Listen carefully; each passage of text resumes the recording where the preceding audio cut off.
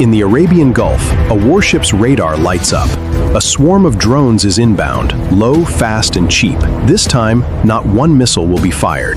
To understand why a single beam of light matters this much, you first have to understand the weapon it's up against. And that weapon isn't complicated. It's a drone, Iran's Shahed 136, almost primitive by modern military standard. A small propeller aircraft, packed with explosives, built cheaply, and built by the thousands, in factories built for speed, not precision. Analysts estimate each one costs somewhere between $20,000 and $50,000 to build. It flies low. It flies slow. On its own, it isn't hard to shoot down. The problem was never the drone. The problem is what it costs to stop one. A single Patriot interceptor costs close to $4 million. A THAAD interceptor, more than 10 times that. Even mid-tier missile systems run into the hundreds of thousands per single shot fired. So when a handful of cheap drones can force a warship to burn through a fortune in interceptors just to survive one afternoon, the math stops making sense. Analysts have a name for it: the drone attrition trap. Spends almost nothing. The defender bleeds money and missiles with every single engagement. Launching drones at commercial ships, forcing entire fleets to abandon the route for the long way around Africa. And since early 2026, amid a wider war between the United States, Israel, and Iran, thousands of these drones have been launched at regional infrastructure, refineries, airports, ports.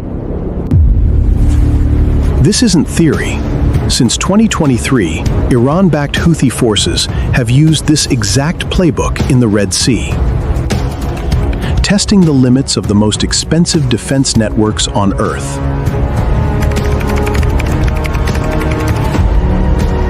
For the U.S. Navy, sitting at anchor with a finite number of missiles on board and no easy way to resupply at sea, that math is a serious problem. Which is exactly why the hunt began, for a weapon that never runs out.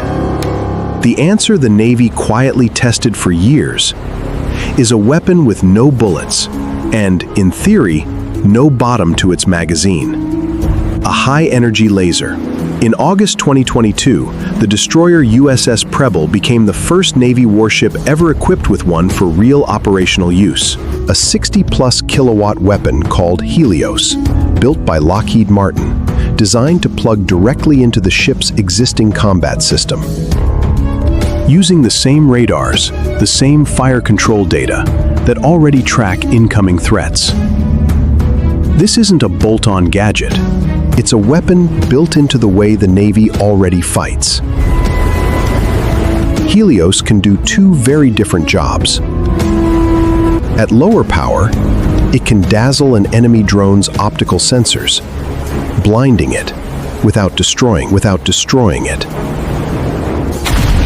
At full power, it holds a focused beam of thermal energy on a target, long enough to physically destroy it.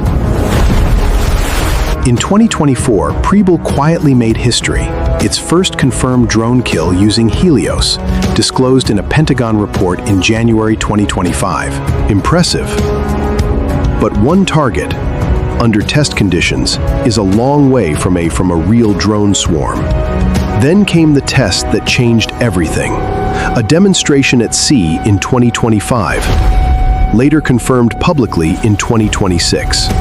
Helios engaged and destroyed 4 separate drones in a single engagement. The first time a Navy laser had done this. A genuine leap from can it work to can it actually defend a ship? If Helios proved the concept on a destroyer, the next test aimed even higher.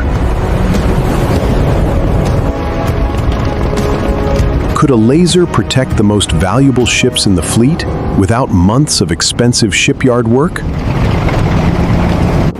In October 2025, the supercarrier USS George H.W. Bush hosted a very different laser, AeroVironment's Locust system. Unlike Helios, permanently built into Preble's hull, Locust is palletized, rolled on, plugged in, and made operational fast.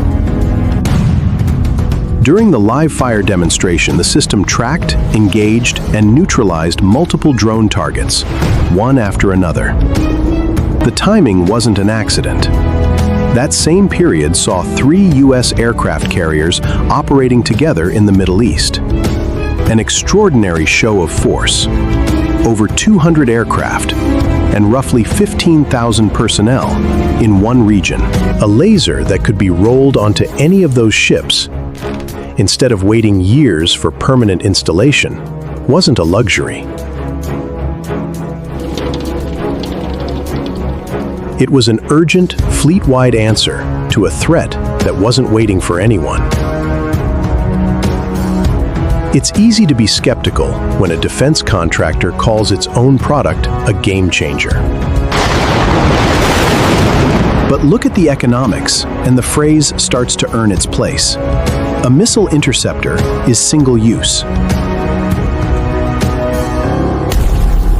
A laser shot, by contrast, costs next to nothing beyond the electricity it takes to fire it. Fire it, and it's gone, along with several $1 million and one slot in a finite onboard magazine.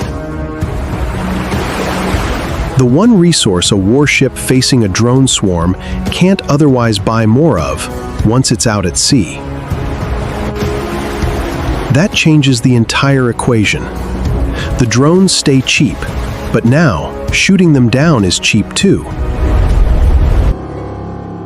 For all the promise, calling the laser a finished weapon would be dishonest. It's a powerful tool, not a magic wand. Lasers can only engage one target at a time, so a large enough swarm can still overwhelm a single system. Beam strength weakens with distance, and performance suffers in bad weather, smoke, or dust. Conditions that aren't exactly rare in a combat zone. Then there's the environment itself, saltwater and rolling seas. And the United States isn't racing alone. The United Kingdom has been testing its own ship-based laser, Dragonfire.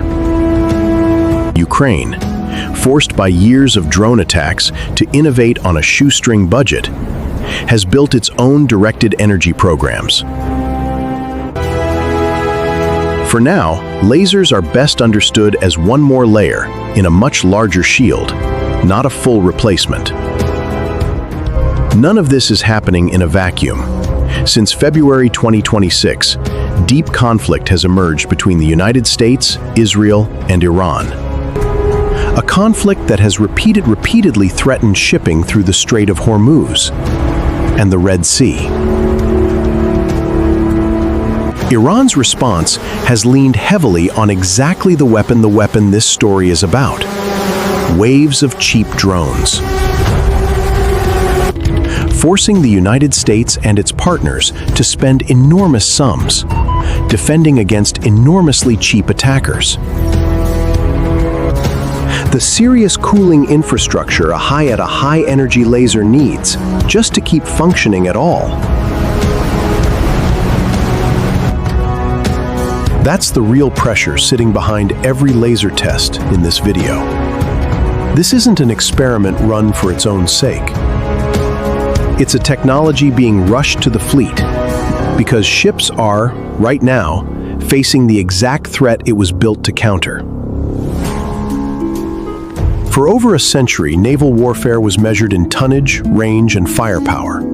Today, a new measurement has entered the equation: cost. A $20,000 drone forced the world's most advanced navy to build a weapon that beats it not with more firepower, but with something almost free to fire. The age of directed energy warfare at sea has begun. What other modern weapons story should we uncover next? Let us know below and subscribe for more.